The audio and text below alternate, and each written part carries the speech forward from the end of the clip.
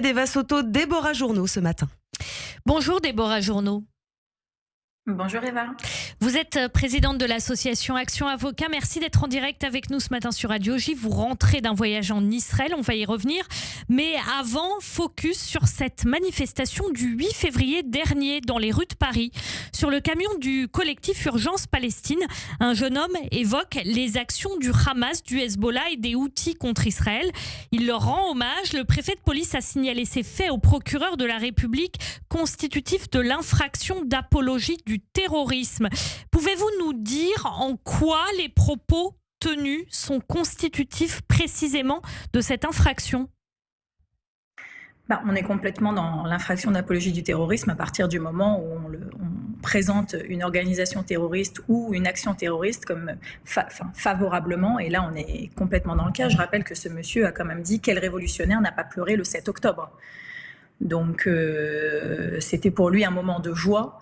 À partir du moment où vous considérez qu'un acte terroriste est un moment de joie et que vous présentez le Hezbollah, les Houthis et tous ces mouvements comme des résistants, il le répète à plusieurs reprises, il le dit, on va être clair dans le discours.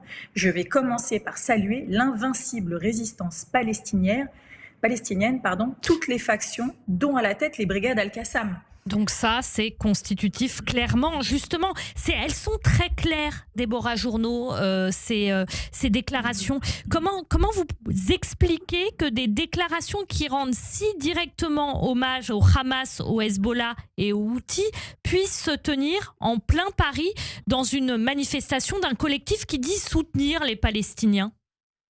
Alors, je vais être très claire, je ne comprends pas comment c'est possible, mais je pense que le problème, c'est que la machine judiciaire, elle n'est pas suffisamment sévère.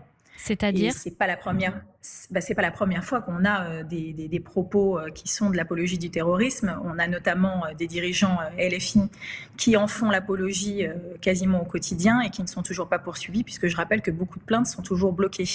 Donc je pense que ça renforce ce type de personnage, parce que ce monsieur, c'est un inconnu en réalité, pour se mettre sur un camion et appeler à l'apologie du terrorisme. Vous parlez Si la réponse judiciaire n'est pas là, si on n'a pas la réponse judiciaire, à minima, les gens se sentent libres de parler. Vous parlez justement de poursuites contre des dirigeants de LFI et vous dites elles sont bloquées. Comment ça, bloquées ? Je pense que c'est une volonté politique. Pour le moment, les plaintes qui ont été déposées contre Madame Rima Hassan, notamment pour apologie du terrorisme, et les faits ont eu lieu tout au long de l'année 2023-2024. La dernière plainte qu'on a déposée, c'était fin décembre 2024, et pour le moment, on n'a pas de retour. Donc, ce qui veut dire que pour le moment, il y a une volonté politique, peut-être, je dis bien peut-être parce que je ne suis pas dans les secrets, mais de ne pas poursuivre pour le moment. Donc, et ça, c'est un délai anormal quand on dépose une plainte anormal. Ce délai ? Bien sûr, c'est un délai anormal. Regardez, Elias Imsalen a été poursuivi très rapidement. Dans les 2 mois, la plainte était traitée. Alors là, je pense que ça va aller plus vite parce qu'on a quand même le gouvernement qui est derrière. Quand le préfet de police fait un signalement au titre de l'article 40, je pense que ce monsieur va être poursuivi beaucoup plus rapidement. La banalisation de la violence, on le voit avec les propos tenus par ce jeune homme sur le camion du collectif Urgence Palestine, et la lutte contre l'antisémitisme, aussi au centre d'une campagne controversée que voulait lancer dans la foulée des assises de lutte contre l'antisémitisme le ministère en charge des luttes contre les discriminations. Sur cette affiche était inscrit en grand « Salle juif » avec écrit en dessous en plus petit « C'est ce que mon fils a entendu à la fac » et le portrait d'un homme de dos. Ces affiches, le ministère y a renoncé. Pourquoi ? Je pense que pour le moment c'est un flop, pour une raison très simple, c'est que comme toujours, on ne nomme pas notre ennemi. Et c'est un peu la politique de notre gouvernement depuis le 7 octobre, c'est qu'on ne nomme jamais l'ennemi. Aujourd'hui, celui qui va voir cette affiche, qui va être interpellé en voyant cette affiche ? Le juif, parce que voir marqué « salle juif », ça va le faire reculer. Mais si vous nommez pas qu'on lutte contre l'antisémitisme, à proprement parler, et d'où vient cet antisémitisme, la campagne ne sera pas percutante pour ceux qu'on souhaite viser. D'après vous, il aurait dû y avoir quoi sur ces affiches ? Il aurait dû y avoir le mot antisémitisme, ça sans discussion, parce qu'on peut combattre les discriminations, mais à partir du moment où vous nommez pas ceux contre quoi vous vous battez, vous noyez le poisson. Il y aurait dû y avoir les mots comme 7 octobre, parce que la réalité, c'est que la flambée de l'antisémitisme en France est liée aux attaques du 7 octobre. Il y aurait dû y avoir le mot antisionisme, le mot Israël, parce que l'antisémitisme aujourd'hui est avant tout lié au fait que qui dit juif dit soutien d'Israël.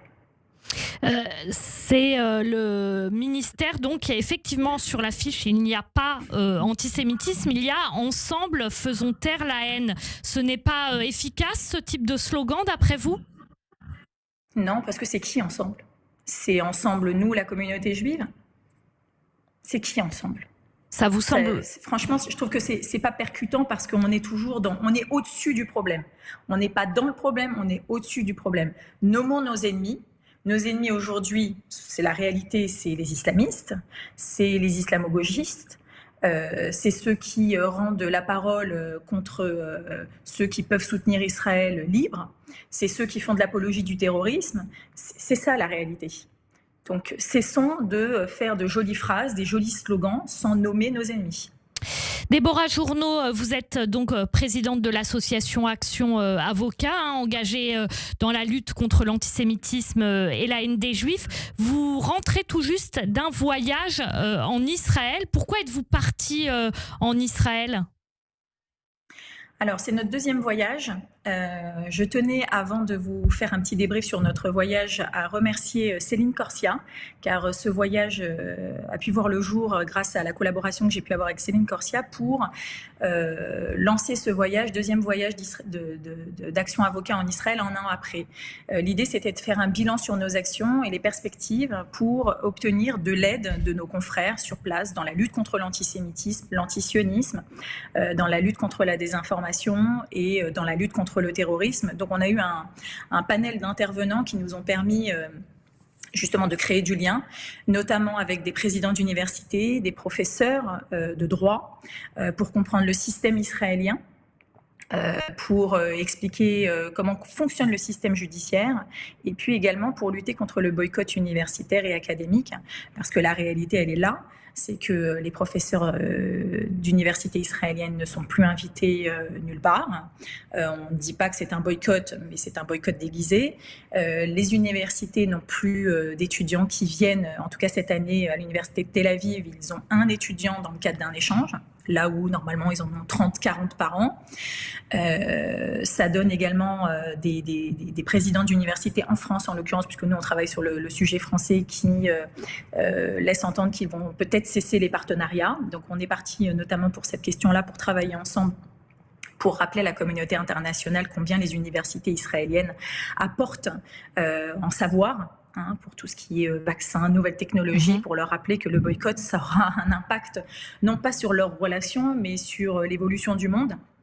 Et qu'il faut de temps en temps peut-être prendre un peu de hauteur et cesser de se faire embarquer par des comités d'étudiants qui ne représentent pas la communauté, qui sont 20-30 et qui viennent pourrir les relations entre deux pays. Et puis, évidemment, nous avons rencontré nos homologues pour créer du lien, pour mener nos actions de manière la plus efficace sur les années à venir. Merci beaucoup Déborah Journeau, présidente de l'association Action Avocats, d'avoir été en direct avec nous ce matin sur Radio J. Bonne journée à vous, merci. Merci Eva. Et merci à vous.